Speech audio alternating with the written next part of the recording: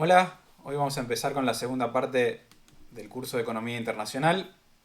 Lo que vamos a estar haciendo, por lo menos lo que van a estar haciendo conmigo, es discutir explicaciones alternativas para el comercio internacional y en particular para los patrones de comercio entre países.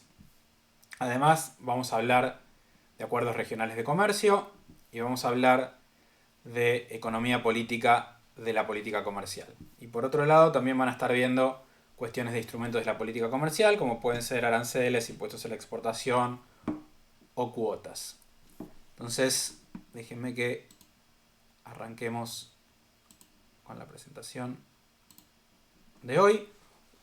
Hoy vamos a seguir con lo que arrancamos en la clase anterior o en el video anterior, que es hablar de rendimientos crecientes a escala. En el video que les grabé la semana pasada hablamos de economías de escala que son externas a la firma y ahora lo que vamos a hacer es hablar de economías de escala que son internas a la firma, ¿sí? Es decir, que cada firma va a tener una curva de costo medio decreciente. Cuando eso ocurre, el supuesto de competencia perfecta empieza a fallar y lo que vamos a hacer es combinar el supuesto de rendimientos crecientes a escala con una estructura de mercado de competencia monopolística. La bibliografía para este tema es un paper de Krugman que lo tienen también en el libro Rethinking International Trade en el capítulo 3. Muy bien. Hasta ahora, o en la primera parte del curso, mejor dicho, lo que estuvimos discutiendo son explicaciones para el comercio internacional que permiten, en particular, explicar lo que es el comercio interindustrial. Es decir, el comercio que ocurre cuando un país exporta un determinado bien y exporta otro bien. Por ejemplo, exporta peras e importa bananas. ¿Sí? Cambia un bien por el otro. Ahora, ¿qué ocurre cuando dos países comercian entre sí el mismo bien? ¿Sí? Cuando nosotros le exportamos a Francia vino tinto e importamos de Francia vino tinto también. Ese tipo de comercio se llama comercio intraindustrial porque ocurre dentro de la misma industria y por industria entendemos la misma actividad productiva, si quieren, después la vamos a definir de mejor manera. En ese caso, los modelos que vimos en la primera parte del curso no pueden explicar el patrón de comercio de vuelta porque es comercio intraindustrial y los primeros modelos permiten explicar el comercio interindustrial. Entonces, ¿qué es lo que está pasando? En este caso, la ventaja comparativa no sirve. En términos del paper de Krugman, tiene algunos años de escrito, digamos, pero él lo que dice o lo que argumenta es que los modelos más tradicionales o la ley de la ventaja comparativa no sirve para explicar el comercio entre países industriales o con similares dotaciones factoriales. Lo cierto es que hoy en día, incluso entre países en desarrollo, el comercio intraindustrial también es importante, ¿sí? Entonces, ¿qué es lo que dice Krugman además? Que hay tres hechos que contradicen los resultados del modelo de Heck-Sherolin. Primero, existe mucho comercio entre países con dotaciones factoriales similares. Y sabemos que el modelo de Heck-Sherolin ahí no funciona también, porque parte de suponer o de observar que las dotaciones factoriales entre países son diferentes. De hecho, el motivo para comerciar es que los países tienen dotaciones factoriales distintas. Otro hecho es que hay una porción importante del comercio internacional que es intraindustrial, lo que les decía recién, ¿sí? Les dejo como ejercicio que calculen qué tan importante es y en esta clase van a ver un índice que pueden utilizar para calcular la proporción del comercio entre dos países o entre un país y el resto del mundo que es intraindustrial, que es básicamente medir cuánto del comercio total se explica por el solapamiento o la superposición de exportaciones e importaciones. Y otro hecho estilizado que también iría en contra de los resultados del modelo de Heck-Sherolin es que el comercio internacional ha crecido muchísimo sin que se observen grandes cambios en la distribución del ingreso. Y sabemos que Heck-Sherolin predice resultados muy fuertes para cambios en la distribución del ingreso. Dicho eso, tengan en cuenta que no conocemos el contrafáctico, ¿no? Digamos, lo que habría que comparar lo que ocurrió con lo que hubiera pasado en ausencia de comercio, ¿sí? No es que porque uno observa que la distribución del ingreso no cambió como hubiera debido cambiar a la luz de los resultados de Heck-Sherolin, que uno puede decir que lo observado contradice las predicciones del modelo, ¿no? Nos falta ahí el contrafáctico. Muy bien. Lo que hace el trabajo de Krugman que vamos a discutir hoy, o en este video, es formalizar una explicación para estos tres hechos. Y lo que es muy bonito de este paper es que lo vamos a hacer con formas funcionales específicas, digamos. No va a ser un modelo general, va a ser un modelo muy particular, de vuelta, porque vamos a usar formas funcionales específicas, con la gran ventaja de que los resultados van a salir muy blanco sobre negro, digamos. Van a ser resultados muy fuertes que con un modelo más general no podríamos obtener. Muy bien. Vamos a ver que la producción va a estar dividida en industrias y a su vez cada industria va a estar dividida o va a incluir varios productos, ¿sí? Entonces, la idea es que una industria va a estar comprendida por productos que son sustitutos cercanos. Entonces, ustedes podrían tener la industria automotriz y dentro de la industria automotriz distintos tipos de autos, ¿sí? Vamos a ver que vamos a hacer muchos supuestos de simetría, con lo cual uno no podría estar hablando de calidades distintas. Es simplemente que dentro de una industria hay distintos productos que a la luz de los consumidores son diferentes sin necesariamente implicar que tienen distinta calidad o algún otro tipo de atributo que los hace diferente. Otro supuesto que vamos a hacer es que va a haber economías de escala que son internas a la firma. ¿Eso qué quiere decir? Que la firma ve una curva de costo medio decreciente y por lo tanto cada país se va a especializar en la producción de algunos productos dentro de cada industria para poder aprovechar de mejor manera los costos decrecientes.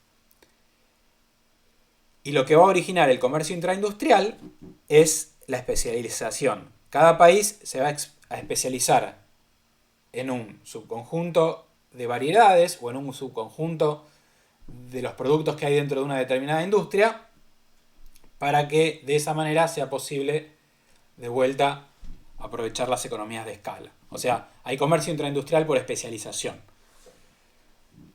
La respuesta que vamos a ver a los tres hechos estilizados que mencioné antes es que los países similares van a registrar más comercio intraindustrial y vamos a ver que las ganancias de bienestar que se van a lograr por el acceso a un mercado más grande van a compensar los efectos distributivos negativos del comercio, ¿sí? Es un modelo donde estos resultados van a salir muy claro porque el modelo va a contemplar la posibilidad de que haya más o menos comercio intraindustrial dependiendo de las características de los países.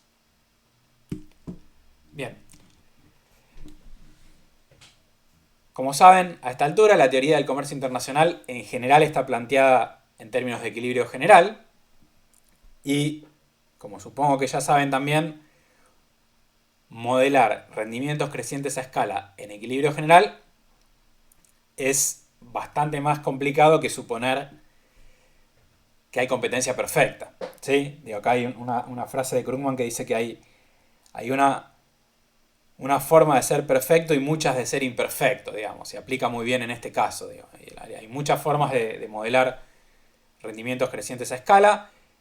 En nuestro caso lo que vamos a usar es el supuesto de competencia monopolística tipo Chamberlain y la idea es que cada firma dentro de una industria otra vez va a tener poder de mercado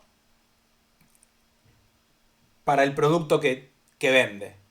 Y dentro de la misma industria las otras firmas van a producir sustitutos, digamos, cercanos para el producto de esta firma individual.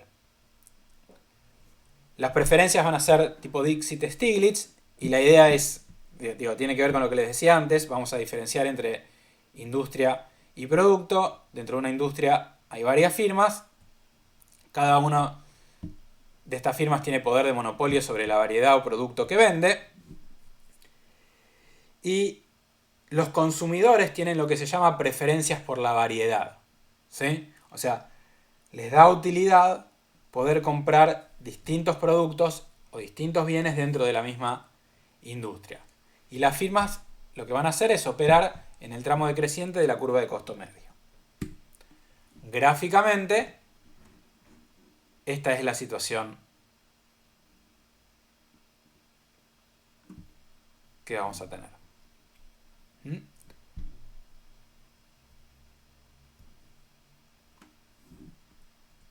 Muy bien.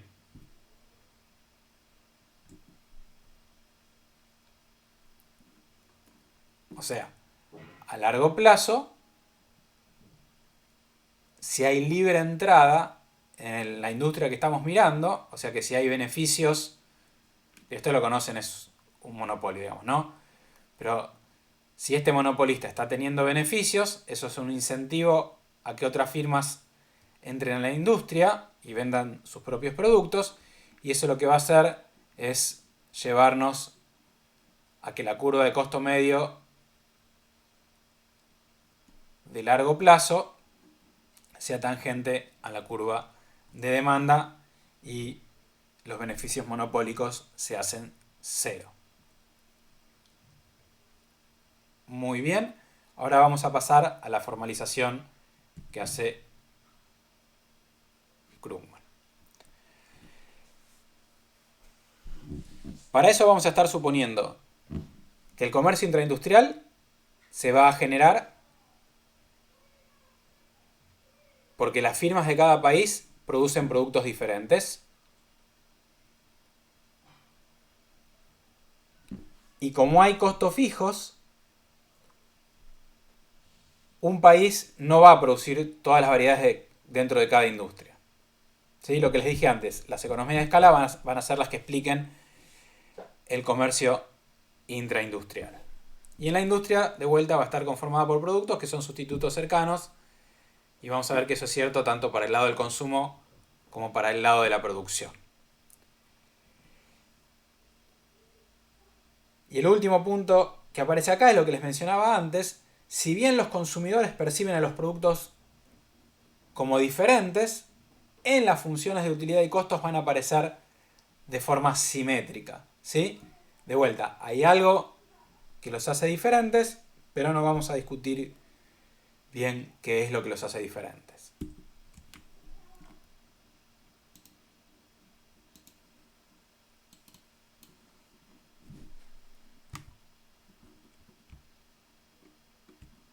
Muy bien. Lo que vamos a hacer ahora es revisar los supuestos del modelo y sus principales resultados. Entonces, el modelo va a identificar dos industrias o sectores productivos. Cada una de estas industrias va a estar compuesta por muchos productos, o lo que antes describía como variedades. Vamos a suponer además que las industrias son simétricas. La función de utilidad de todos los individuos va a ser la misma, o alternativamente podemos suponer que hay un consumidor representativo.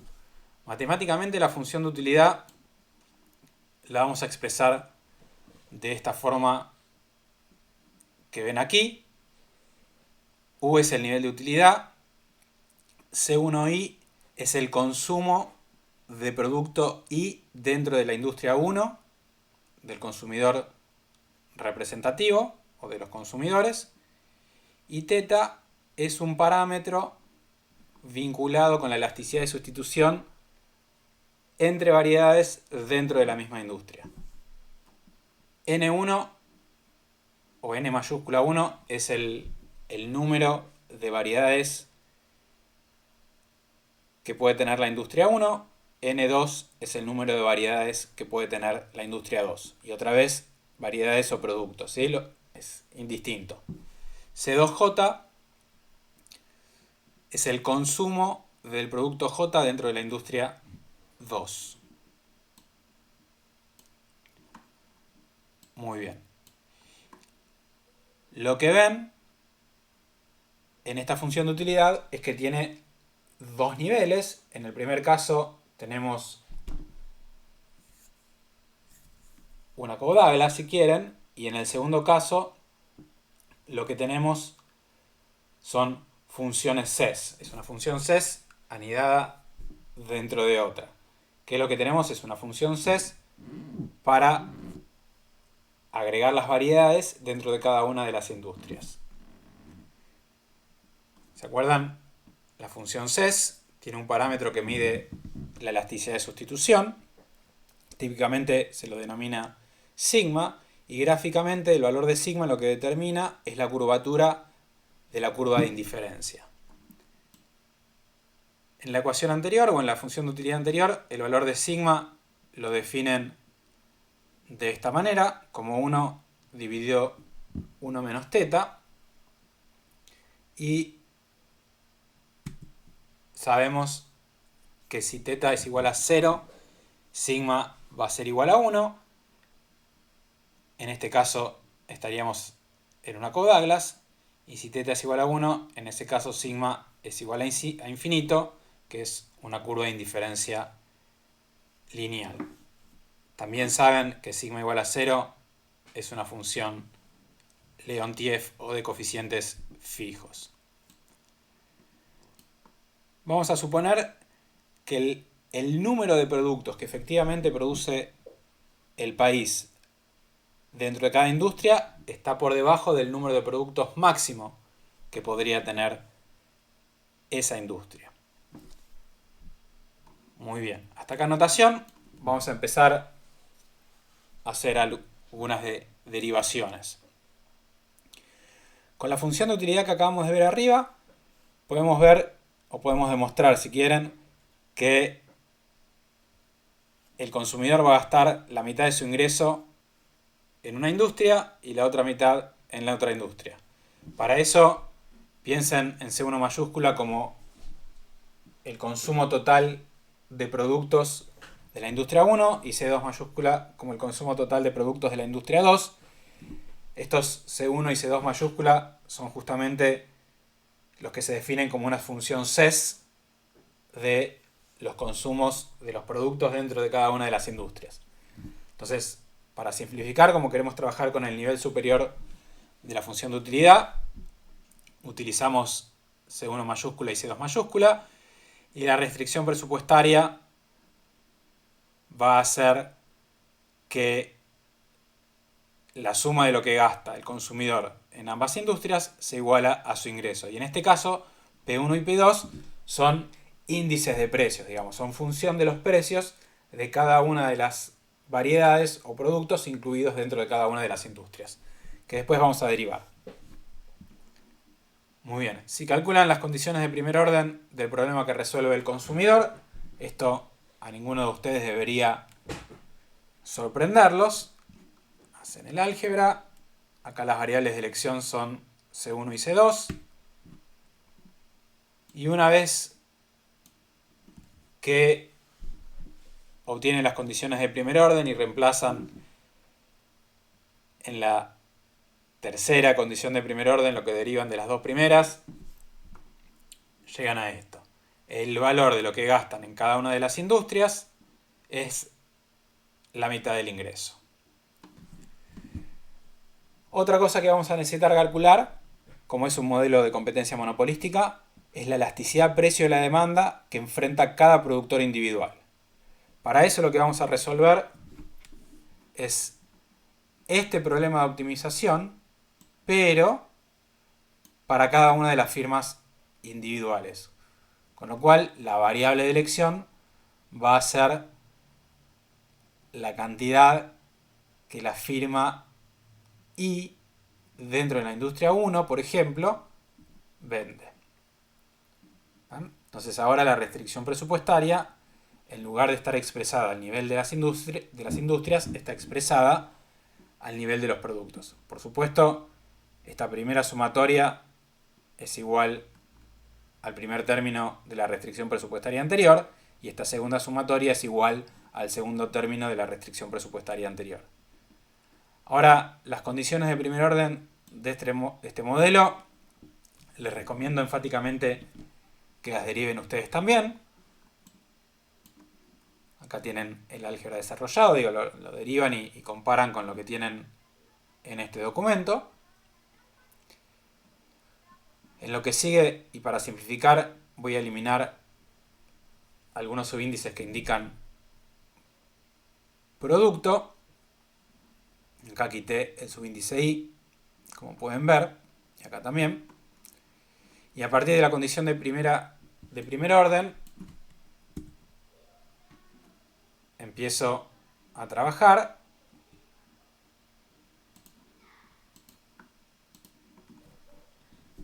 Muy bien.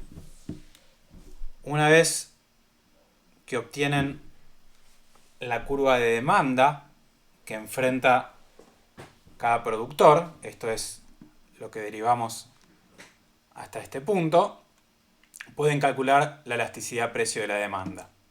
¿Sí? De vuelta, la elasticidad precio de demanda para cada variedad dentro de una determinada industria. O sea, la elasticidad precio de la demanda que enfrenta cada productor individual. Acuérdense que cada productor es monopolista de la variedad que produce. Entonces, derivamos esta ecuación de demanda respecto del precio, después completamos la elasticidad, hacemos las simplificaciones que haya que hacer, y esta expresión es la elasticidad precio de la demanda que enfrenta cada productor individual. Recuerden que dentro de cada industria los productos o las variedades son sustitutos imperfectos porque estamos utilizando una función SES. Por el lado de la oferta, vamos a suponer que los productos son sustitutos perfectos, en el sentido de que las funciones de producción van a ser extremadamente simétricas, vamos a decir. Dentro de cada industria, 1 y 2, se van a utilizar los factores productivos L1 y L2, y estos factores además van a ser específicos, en el sentido de que la cantidad de L1 que tiene el país no se va a poder utilizar para producir el bien 2, solamente para el bien 1. L1 mayúscula y L2 mayúscula son las dotaciones de factor. La cantidad de factor que se utiliza en cada producto individual la vamos a expresar con L1 I minúscula y L2 I minúscula también. Entonces, esta ecuación define la cantidad de trabajo que va a utilizar un productor de la industria 1 y esta otra va o expresa la cantidad de trabajo que necesita el productor J dentro de la industria 2. En estas ecuaciones, alfa representa un costo fijo, beta un costo variable y x1i y x2j son las cantidades que produce la firma I en la industria 1 o la firma J en la industria 2. Muy bien. Los salarios del trabajo tipo 1 y el trabajo tipo 2 van a ser W1 y W2 respectivamente, y vamos a estar suponiendo que hay pleno empleo. La dotación total de trabajo va a ser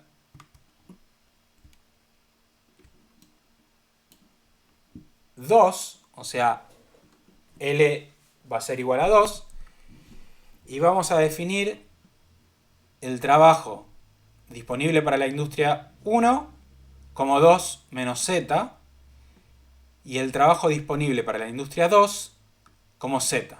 O sea, de la dotación total, que es igual a 2. 2 menos Z se utiliza en la industria 1 y solo en la industria 1.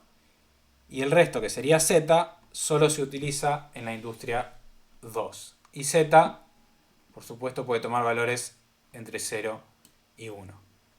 Si Z es igual a 1, tienen la misma cantidad de trabajo en ambas industrias, 1. Y si Z es igual a 0, todo el trabajo va a estar en la industria 1 y no va a haber nada de trabajo asignado a la industria 2. ¿Esto qué quiere decir? Que Z va a estar midiendo las proporciones factoriales del país que estamos modelando. Muy bien. Si ahora describimos el equilibrio de este modelo para un solo país, sabemos que el equilibrio va a estar dado por el número de productos en cada industria, la producción de cada producto, el precio de cada producto y los salarios relativos. Los productos específicos que se producen, o sea, cuáles son los productos que se producen, queda indeterminado y es irrelevante porque todos entran de forma simétrica en la función de utilidad. Es decir, los productos no tienen nombre y apellido, digamos. ¿Sí? Se determina cuántos productos se producen dentro de la industria, pero no cuáles son. Y de vuelta, no importa porque todos los productos entran de forma simétrica en la función de utilidad.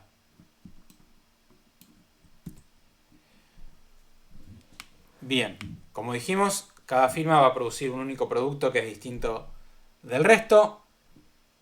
Y como son monopolistas de ese producto que venden, las firmas van a resolver el problema que les presento acá, donde cada firma tiene en cuenta la curva de demanda con pendiente negativa. No toma el precio como dado, sino que internaliza que si vende más, el precio tiene que caer, porque enfrenta la curva de demanda. Cuando son monopolistas, eso es lo que tienen en cuenta. Por supuesto, un monopolista no puede elegir cantidad y precio de forma independiente, elige uno de ambos y la curva de demanda le determina el otro.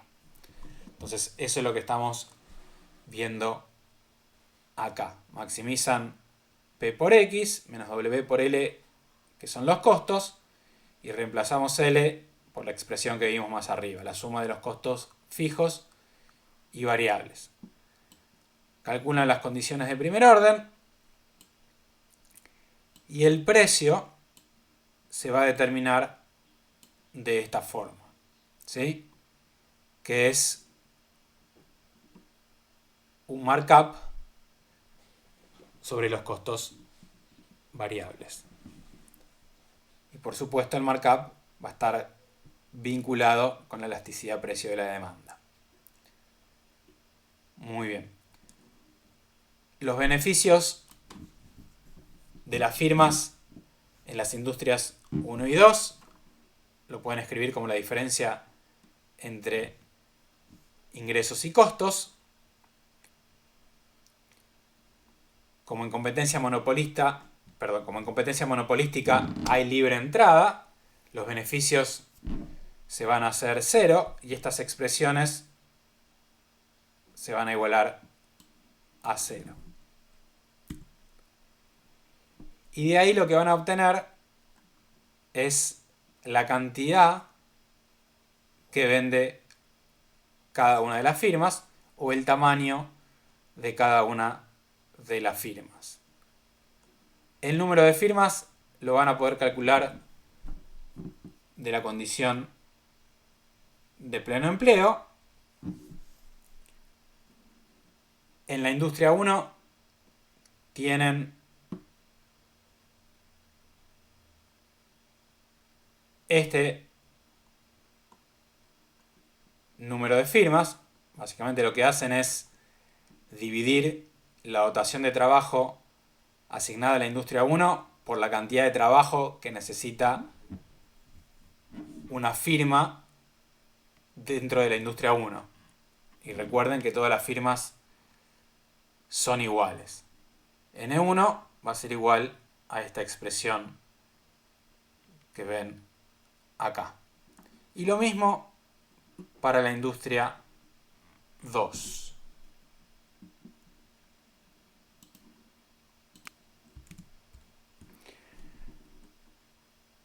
El salario relativo es lo que vamos a determinar ahora. Saben que el ingreso en cada industria se va a determinar como el producto entre el salario de cada industria y la cantidad de trabajo o el volumen de trabajo empleado en cada una de las industrias. Y sabemos por la función de utilidad que en cada industria se va a gastar la mitad del ingreso. Por lo tanto, W por L en cada industria va a ser igual al W por L en la otra industria. ¿Sí? Entonces, de esta ecuación tomamos el salario para obtener el salario relativo. L2 era Z, L1 era 2 menos Z, y así queda determinado el salario relativo. O sea, W2 sobre W1 crece cuando Z decrece. Si quisieran medir el comercio interindustrial, lo que pueden utilizar es el índice de Gruber y Lloyd, que lo que hace es medir cuál es el solapamiento entre exportaciones e importaciones. Fíjense que se calcula como la sumatoria del valor absoluto de las diferencias entre exportaciones e importaciones, dividido la diferencia entre expos e impos. Si ustedes suponen que X es igual a M para todos los productos, o sea que para todos los productos el volumen exportado es igual al volumen importado, el numerador va a ser 0 y esta expresión va a ser igual a 0 y el índice queda igual a 1. Es decir, que el 100% del comercio en ese caso va a ser intraindustrial. Les dejo como ejercicio mostrar que si tienen dos industrias y expos e impos de ambas industrias son todos iguales a 50, el índice de Gruber y Lloyd va a ser igual a 1, y que si exportan un bien e importan el otro, o una industria es la que exportan y la otra es la que importan, en ese caso el índice de Gruber y Lloyd va a ser igual a 0, o sea que no hay comercio intraindustrial, es todo el comercio interindustrial. Muy bien, hasta acá lo único que hicimos fue describir el modelo y cómo se aplica a un solo país. Ahora lo que vamos a tener son dos países y los vamos a dejar comerciar entre sí. En este caso vamos a suponer que nuestro país es igual al país que describimos antes y que el resto del mundo es un espejo de nuestro país, en el sentido de que la dotación que el resto del mundo tiene de trabajo que se emplea en la industria 1 es Z, y la dotación de trabajo que tiene el resto del mundo para la industria 2 es 2 menos Z. Al revés que nosotros. O al revés que nuestro país. Entonces Z lo pueden interpretar como un índice de similitud entre países. Si Z es igual a 1, los dos países son iguales en el sentido de que tienen una unidad de trabajo en cada industria. Y si Z es igual a 0, se van al caso contrario, donde nuestro país solo tiene trabajo tipo 1 y el resto del mundo solo tiene trabajo tipo 2. Los países van a tener un costo 0 de comerciar, no hay ningún tipo de barrera al comercio internacional, ni costo de transporte, ni aranceles, nada. Y va a seguir siendo cierto que la elasticidad de demanda que enfrenta cada firma es 1 sobre 1 menos teta. Si esto es cierto, pueden volver a lo que hicimos antes, maximizar los beneficios del monopolista y van a derivar estas fórmulas para los precios de nuestro país en ambas industrias y del resto del mundo también en ambas industrias. Sabemos que en libre comercio ambos países van a enfrentar los mismos precios y como todo es simétrico, si los precios son iguales, los salarios también. La condición de beneficios iguales a 0 tampoco se va a modificar y en ambos países y en ambas industrias se va a seguir cumpliendo lo que derivamos más arriba. Otra vez, de la condición de cero beneficios vamos a derivar el número de firmas en cada industria, y como los países están espejados, el número de firmas en la industria 1 de nuestro país va a ser igual al número de firmas en la industria 2 del resto del mundo. Y el número de firmas en la industria 2 de nuestro país va a ser igual al número de firmas en la industria 1 del resto del mundo.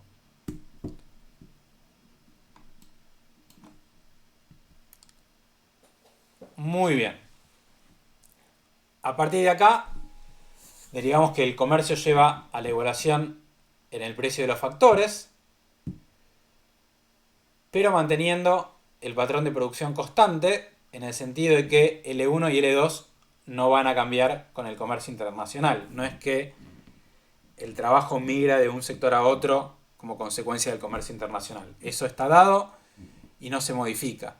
O sea, L1 no se modifica, L2 tampoco, y lo mismo pasa en el resto del mundo. Y lo que vamos a hacer ahora es determinar el volumen y el patrón de comercio. Para hacer ¿qué es lo que sabemos? Sabemos que los dos países van a destinar igual proporción de su ingreso a cada industria. Y de hecho sabemos que va a ser la mitad. Y además, sabemos que como todo es simétrico, los dos países van a destinar igual proporción de su ingreso a cada producto dentro de cada industria.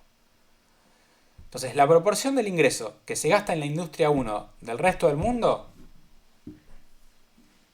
va a ser un medio del ingreso que se gasta en la industria 1 multiplicado por la participación de la industria 1 del resto del mundo en el total de la industria 1. Y eso se puede obtener a partir de dividir el número de firmas en la industria 1 del resto del mundo por el número de firmas en la industria 1 de ambos países.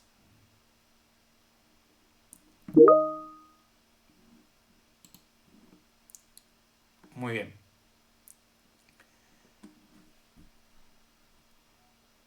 El número de productos en cada industria es proporcional al trabajo que se emplea en esa industria. Y eso es lo que está detrás de esto. Porque sabemos que cuanto más trabajo se asigna a una determinada industria, más grande va a ser el número de productos que se produce dentro de esa industria, porque la cantidad de trabajo que utiliza cada producto dentro de esa industria es igual. Muy bien. Entonces, utilizando esta notación, Y es el ingreso de nuestro país y del resto del mundo, son iguales. X1 y X2 son exportaciones y M1 y M2 son exportaciones, siempre de nuestro país. Las exportaciones de la industria 1 de nuestro país, ¿cómo se van a determinar? Se van a determinar como un medio del ingreso, que es lo que ambos países gastan en la industria 1, y eso se va a multiplicar por la participación que tiene nuestro país en la industria 1. Esas van a ser las exportaciones de nuestro país. Y eso, si reemplazamos L1 y L1 estrellas por las definiciones que hicimos más arriba, se puede expresar de esta manera.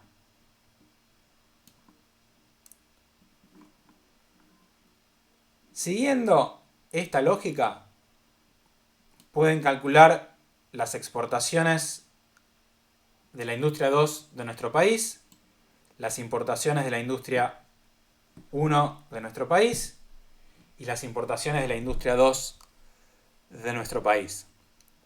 Las exportaciones totales de nuestro país van a ser la suma de las exportaciones de las industrias 1 y 2, y si hacen las cuentas van a ver que eso es igual a un medio del ingreso de nuestro país. Es decir, que el cociente entre comercio e ingreso no va a depender de valor de Z, con lo cual países iguales y países diferentes van a comerciar lo mismo. Eso es importante para sacarnos un problema de encima al momento de ver los resultados. Si ahora toman las definiciones de X1, X2, M1 y M2 y las reemplazan en la fórmula del índice de Gruber y Lloyd de comercio intraindustrial, y esto se los dejo como ejercicio, van a poder demostrar que este índice es igual a Z. ¿Sí?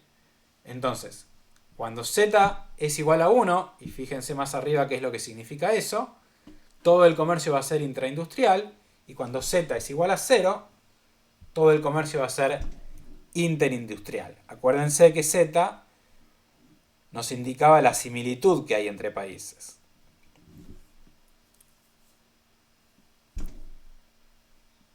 Bueno, espero que ya se hayan fijado arriba qué significaba Z.